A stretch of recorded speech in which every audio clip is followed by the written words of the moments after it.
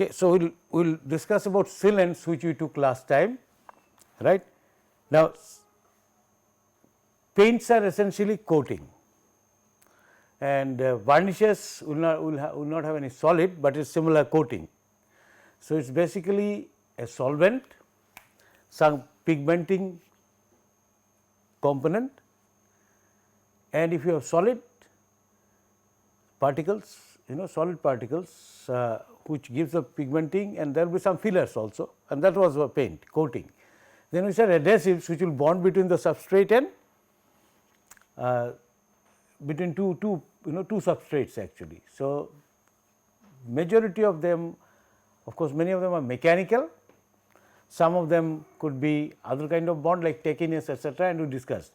Now, sealants are similar to adhesives, except that they fill gap and do not bond the substrate.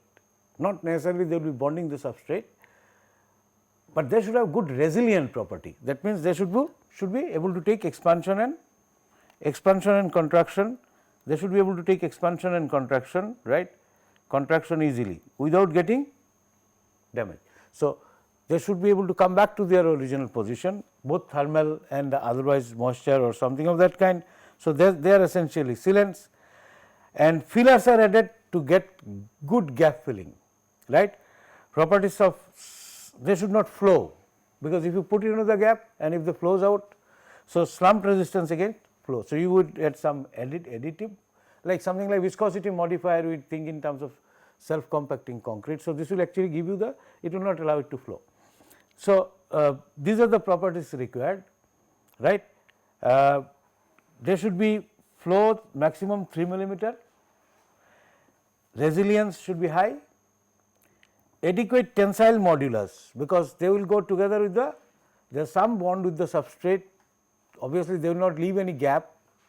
So, there is some bond, but not very strong bond, it is not actually bonding the, giving the full strength to the gap or to the joint that where it is applied, but that should have sufficient strength in order to withstand the movement.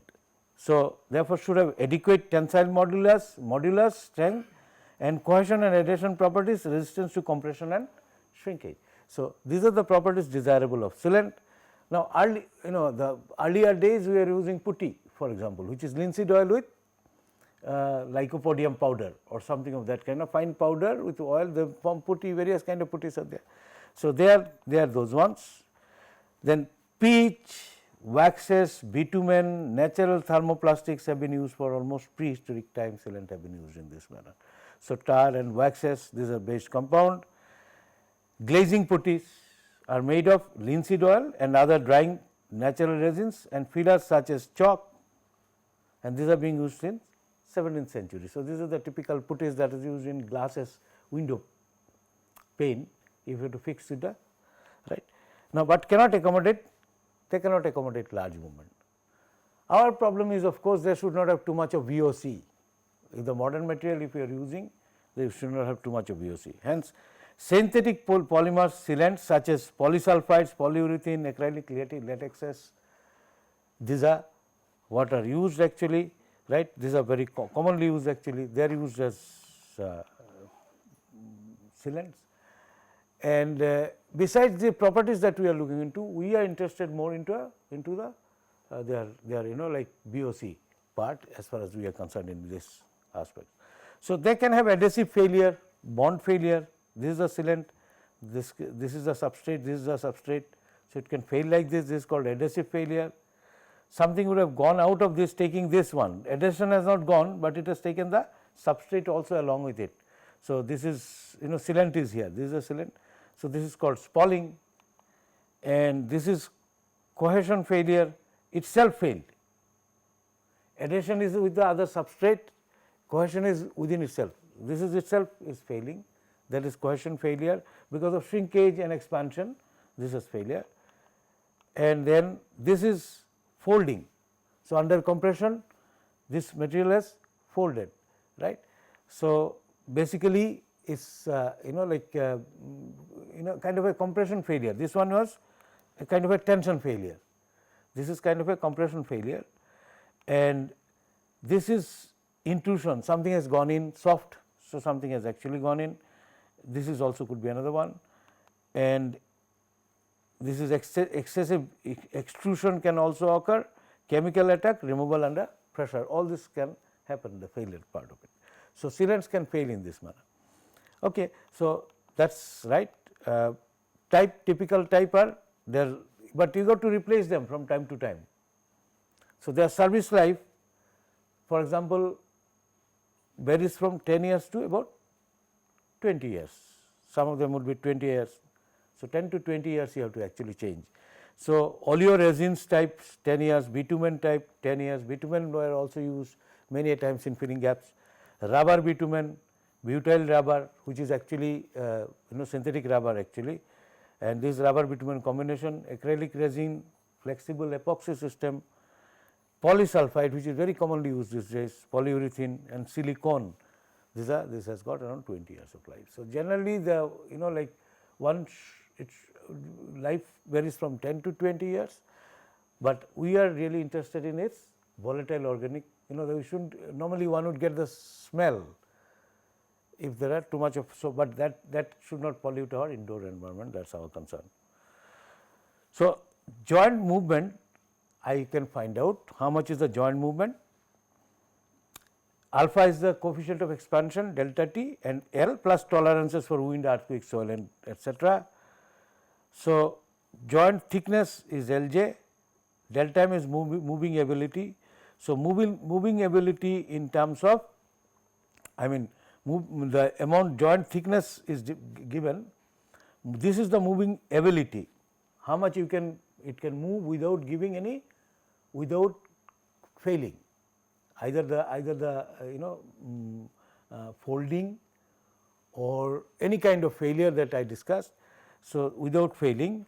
So, if MT is the tolerance, this is the movement I expect, because my length, the gap, L is the gap, right, and delta T is the temperature difference. So, which will close, L is the length of the substrate actually, which will expand, and alpha is the coefficient of expansion and delta T. So, maximum expansion multiplied by length will give me the deformation expected plus tolerances for earthquake etc., and moving ability is this much per unit length, right. So, this is the total movement I expect divided by moving ability per unit length. So, this is, since this is moving ability is expressed in percentage, multiply by 100, Lj is the basically joint thickness I require, right, joint thickness I require. All right. For new construction, joint thickness is estimated, for existing joint mobility is estimated. For new construction, then first you give the gap or how much sealant should be their thickness, that you provide, right. And for the existing ones, first you find out how much is the joint existing moving ability is, you estimate this and choose the right material. Choose the right material, because L is fixed now, MT is also fixed, only this you can choose. So, you can choose the right material which will have moving ability in percentage, right. So, that is what it is. Okay. So, these are other materials, but then these do not go inside the building most of the time, vibration isolation, elastomers, So, but sometimes they can be there. For example, if there is a source which can generate noise, so you might be putting them as base, and control bearings, they of course in bridges they use very much, carbon loaded natural rubber reinforced with steel plate, laminated blocks, reinforcement etc. for vibration isolation. So, these are used, neoprene bearings, PTFE, polytetrafluoroethylene are common for bridges, but we are not interested in that. Then waterproofing surface treatment, they are also usually external, but some are used in the internal, then one has to be, one must know their properties. So, they are polyester, epoxies, acrylics etc., these are the coatings. So, you can have coating for waterproofing, right, not the best one. Acrylosilants are, these are monomeric organic silicon compound containing carbon, hydrogen, oxygen, silicon atoms. So, what we got to know is alkoxysiloxanes, I mean this is alkoxysilants, this is alkoxysilants, right, alkoxysilants. These are monomeric organic silicon compound containing this carbon, hydrogen, oxygen, silicon etc., and they can penetrate deep into porous material. So, they are used for actually this is coatings are used for waterproofing, these are also used for waterproofing because they can go into the pore and on curing can bond with the substrate. So, supposing they go into the pore and react with the substrate and block it, then pores will be closed. So, no moisture. So, they are also used for moisture proofing, and this alkoxysilane, this compound as I am saying alkoxysilane joined together forms siloxanes. So, when they are joined together or polymerized to this, they form what is called siloxanes. So, alkoxysilanes to siloxanes, and several such siloxanes form together, that is called silicone. So, you get silicone paints, silicone paints you get. So, they are actually silicone paints or silicone kind of pore lining treatment. So, you apply brush application, they go into the pore, change the contact angle or properties of the surface itself, surface tension properties, do not allow moisture to go in. So, I mean water to go in, liquid water to go in. So, these are the silicone resins dissolved in solvent is used as pore lining treatment, as I am saying. Solvent evaporates and deposits water repellent silicone, can also obtain through polymerization of siloxanes. So, you can apply siloxanes which will polymerize with right kind of additives. So, pore blocking treatments are liquid silicates or silicofluoride reacts with lime. Now, in concrete what we use is this kind of thing, pore blocking treatment, right, which are liquid silicates or silicofluorides, and they will react with substrate, that is your lime, which will be there calcium hydroxide in the cement hydration process, form CHS because they are silicates, they are silicon compounds. So, calcium hydroxide they can react with this and form CHS further. So, block the pores, right, and they are form CHS gel and insoluble calcium silicofluoride. So, you can see there are 4 types we have actually discussed. One is the coating, other is the 3 types, pore blocking type, the which can penetrate deep into the pore and react, and third is actually this is only this reacts with lime, right, and so epoxy or acrylic resins are also used as pore blocker. So, these are pore blocker, and the silicone is a solvent which improves the surface tension properties. So, let us see maybe diagrammatically I have something. Sometimes epoxy resins are also used which are bicomponents reacting in they react in ambient. For example, araldite, this bicomponent system you mix them, they react and form kind of a layer, but then araldite we do not use, there are many other ones which we will be using. So, epoxy based adhesive comes sealant is basically something like M-Seal, which does a waterproofing and similar sort of thing. So, chemically polyethers are formed by reaction between epoxy base and hardener polyamides. So, hardeners are polyamides. So, one of the components will be resin bases and hardener, and these products are highly cross linked. Very cross linked means you can't break them easily, they are thermosets, and reaction is exothermic, high mechanical properties, chemical resistance, strong bonding to usual material, good dimensional stability. So, they are used quite often. So, there are other ones like polyurethanes used in non-structural repairs, paints, coating, etc., etc. Surface repair products against crazing, bug holes. Now, supposing you want to give a good finish to exposed concrete, might do such kind of painting, and if you do it internally, then other things you got to look into.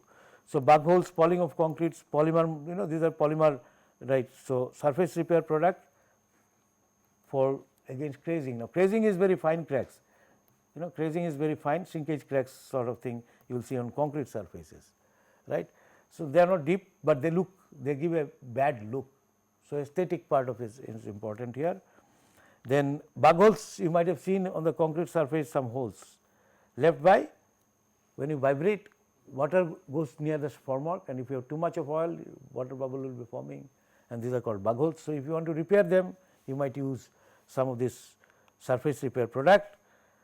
Then structural bonding of reinforcement material, composites or bonding of concrete, these are also there. These are essentially polymer modified systems for bonding the concrete with concrete with a new concrete or metals you want to bond or something of this kind, old with the new concrete and so on.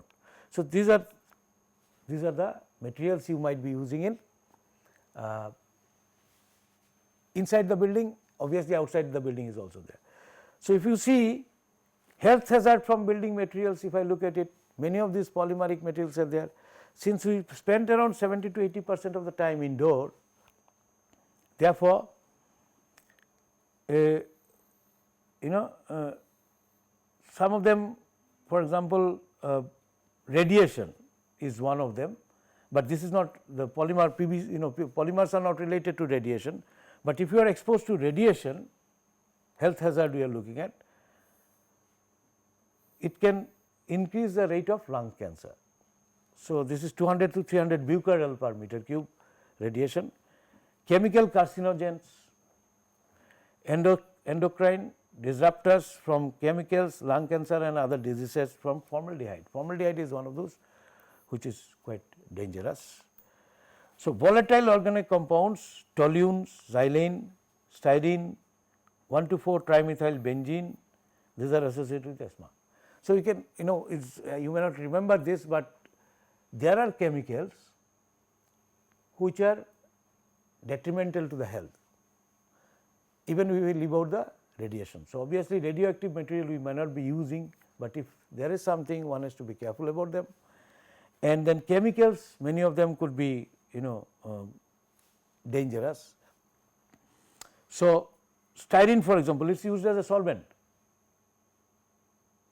So, many of the material that I talked about, paints, varnishes, etc., they may have some of these compounds and should be within limited range, limited quantity, permissible range, within permissible range and limited quantity. Formaldehyde is one of the things which is very important, because this is highly water soluble. Formaldehyde is highly water soluble and absorbed in the respiratory tract. It is absorbed in the respiratory tract, and as soon as you inhale it, right, and since it is absorbed in the respiratory tract, it will go into the lungs, right. So, distributed rapidly in the entire body, lungs, and then gets it also go to the blood itself, because it is soluble in water. So, water soluble,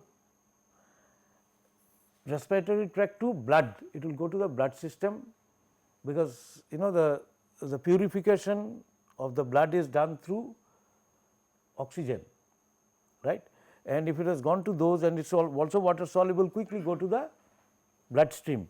So, rapidly enter into the body and undergoes rapid transformation within body, then excreted out via expulsion in or renal excretion 1 to 1.5 minutes. So, either through this or the kidney processing out, it just takes it out. Now, this can affect, depending upon the dosage, it can affect the several, can have several effects onto the body system. Paints, sealants, that is why we discussed them so far, giving an idea of paint sealants, what they are, because remember all of them I will have a solvent which either will evaporate, most of the case they will evaporate and leave something of this kind, depending upon what but if it is formaldehyde, then I have a real problem, I have to see that, and they come in paints, sealants. For example, urea formaldehyde, furan formaldehyde, VOC can be present in indoor from these materials, as well as from things like carpet, because some of them are synthetic, finishes, seats, etc. today. Many of them synthetic, but in the obviously gradually they are affected go away, but they can come from all these sources. And this is very serious, because it can have several effects onto the body system, since it gets dissolved. Many of them do not get dissolved, but if it gets the one which get dissolved, it will go to the bloodstream and get distributed all over the body system. So, urea formaldehyde, this is what urea formaldehyde is. This is NH2CO, right. Urea formaldehyde is this is formaldehyde resin is used in many, of course, is used in many building usage, building application. So, source is formaldehyde. Now, this is formaldehyde HCHO, and urea is this. Melamine urea formaldehyde is also used as adhesive, and this is the compound. You may not, it may not be easy to remember the formulae, which I do not expect you to remember too much for the exam purpose, but we must know that this is the compound containing this, they can be major source of problem. So, here you can see that this is formaldehyde and urea is here and melamine urea formaldehyde. So, this is used as also as additive. Uses are cork products in floor, there they use this, particle boards, plywood, etc. There these are used. Insulation materials are urea foam, mineral wools are of course no problem, in that also they use. Paper products, coating, paints, textiles, cleaning and many other carrying products. So, disinfectants and preservatives, there also there could be some of the hazardous, health hazardous material, and cosmetics of course. So, many places you might have such materials coming in which can be health hazard, which can be health hazard. So, particularly to formaldehyde, you do processing, find the product, and in this one if you have free, this product from the free HCO comes in, that is your formaldehyde comes in through temperature and humidity exposure. There will be some back reaction of course, and HCO in indoor air could be there. It can also come from combustion of some items or biogenic reaction, and from outdoor air also, and this outdoor air VOCs can be generated, in the outdoor air also VOCs could be there, and this can come into the indoor air. From various product VOCs might be generated, and outdoor air already there might be some VOCs, and they can come in presence of the ozone can they can actually lead it to the HCO. So, HCO in the room can come from product which has been used within the room, from combustion or some biogenic reaction, or also from outside air and some other product, outside product, it can lead to VOC. So, the HCO in indoor air can come from various sources. Wood based materials, because we use them with paints or varnishes, we rarely use just wood. So, then flooring materials, insulations, coating paints, textiles, cleaning and curing products, disinfectants and preservatives. So, that should be within permissible limit, should not be, because it is not that one will not be using them, but they should be within permissible limit. Obviously, the greener one would be which are better controlled, right. So, when if the VOC is too much, then obviously this from sustainability point of view, it is not the best thing.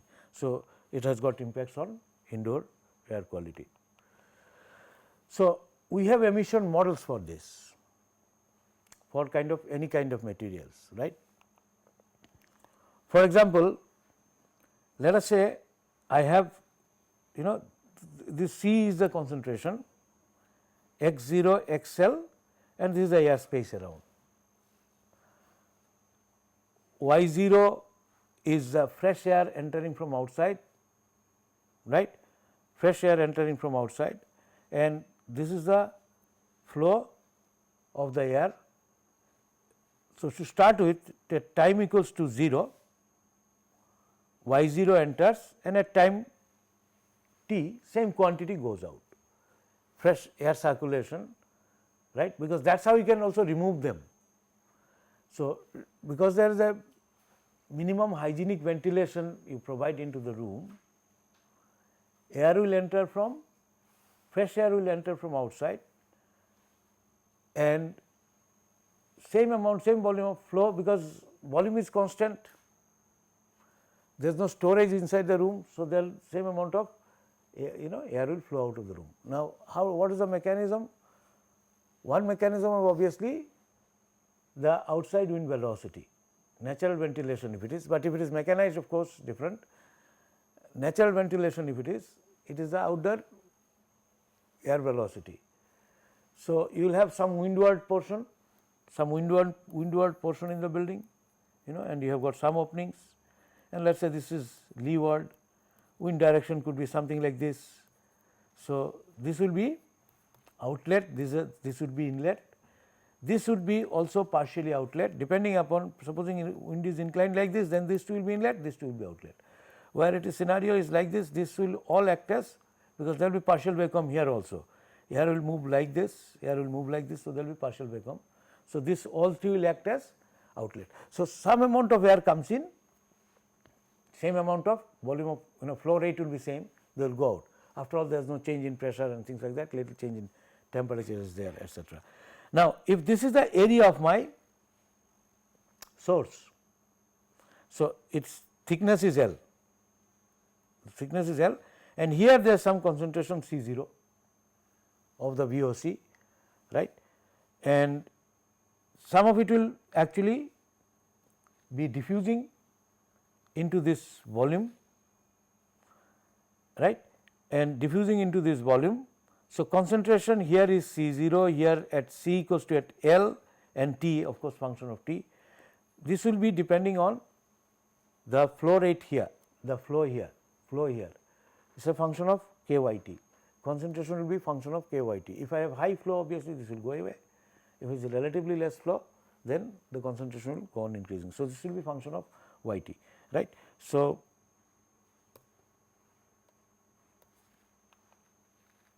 therefore, one can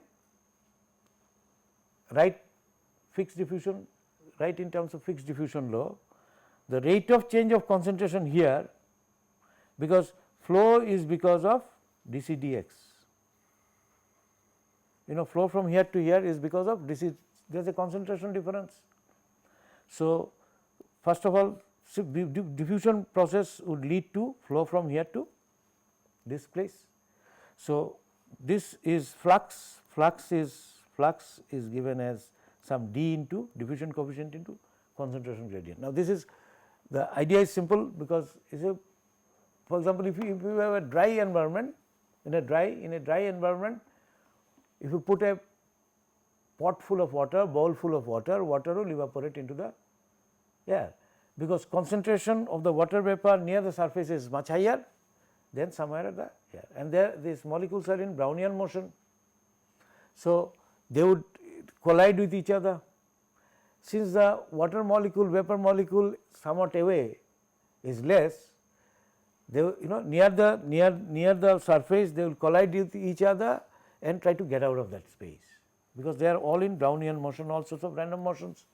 So, they generally the molecules where concentration is high, from high concentration molecule have tendency to go into the lower concentration zone because of this. And in solution this happens, as you know, supposing I put for those who have not done a course on the similar line earlier, supposing I have a solution with high concentration of sugar, let us say high sugar concentration here and zero concentration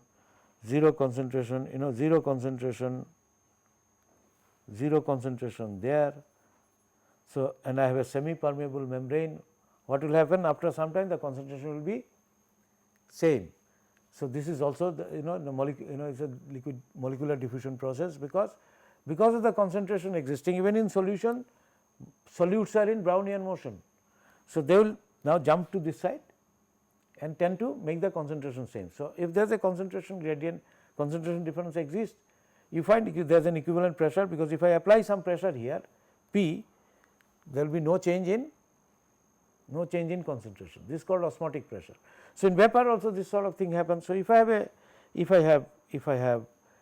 have this volatile compound here, their concentration is high here, concentration is low here, that will tend to move to the other side. So, the relationship is this amount of flow is proportional to flux, we generally denote sometime by J, is d proportional to concentration gradient. Change of concentration with distance is proportional to concentration gradient, and the property is is called diffusion coefficient.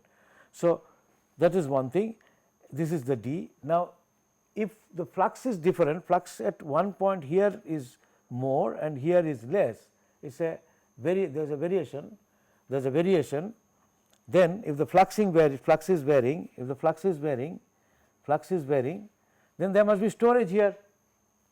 So, rate of change of this, if I write is if I write this as d dc dx, I said is the flux, and dj dx, rate of change of this will be given by d dx.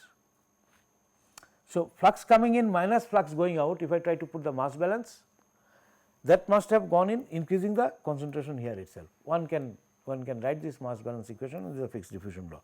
So, one can use fixed diffusion law to find out the concentration changes, and dc dt at x equals to 0, at here no change in concentration, that is the boundary condition, and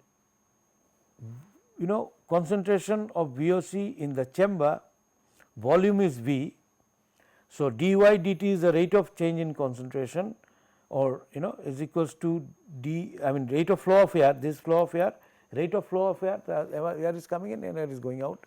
So, rate of flow of air, partial barrier, and volume, that is the total air exchange that is occurring, that must be equals to change in the concentration of this is the area, because this was all per unit area, change in the concentration that is occurring at rate of change of concentration or flux of volatile organic compound. So, flux of volatile organic compound at this point minus whatever is going out, because Q is the rate of flow, amount of oxygen, amount of air that is going out is YT. This is what is remaining in the room, that will that will be related to this. So, one can write this kind of an expression for volatile organic compound, change in concentration, so increase in the concentration of this one. So, here there is the flux that is there, that minus whatever is going out will be remaining into the room. So, mass balance equation one can write. Anyway, so I think we will look into this again, we will have a small break, because this is a little bit now we are entering into a little bit of modeling.